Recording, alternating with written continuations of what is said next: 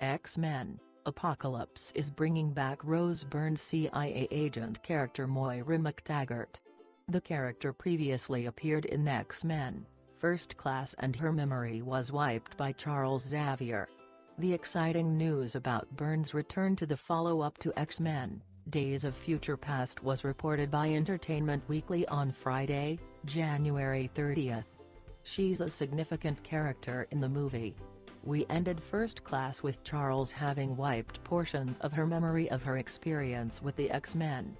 They are, essentially, strangers to her when she meets them, screenwriter Simon Kinberg shared, before teasing that fans might expect more storyline between Xavier and MacTaggert. It's certainly a rich relationship that we started to dig into in First Class, and would like to mine more in this one, he said. Speaking to the outlet, Kinberg refused to reveal more details regarding Apocalypse. However, he said of the movie, "This movie is the completion of the first arcs of Charles, Eric, Raven, and Hank, who are essentially our main characters. They're such young actors and young characters, so there's a lot more story to tell. But as a first phase of their lives, there is this feeling of closure by the end of the movie." In the interview, Kinberg, who is also involved with the Fantastic Four reboot as screenwriter, touched the topic of crossover between the X-Men and Fantastic Four. "The reboot of Fan 4 really needed to work in and of itself. We were doing something pretty radical with the tone of the movie," he said, suggesting that the first movie would not set the meeting between the two groups.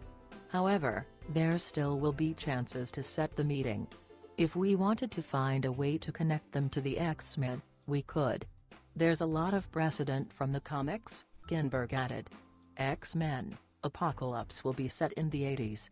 James McAvoy and Michael Fassbender are back as Professor Xavier and Magneto respectively.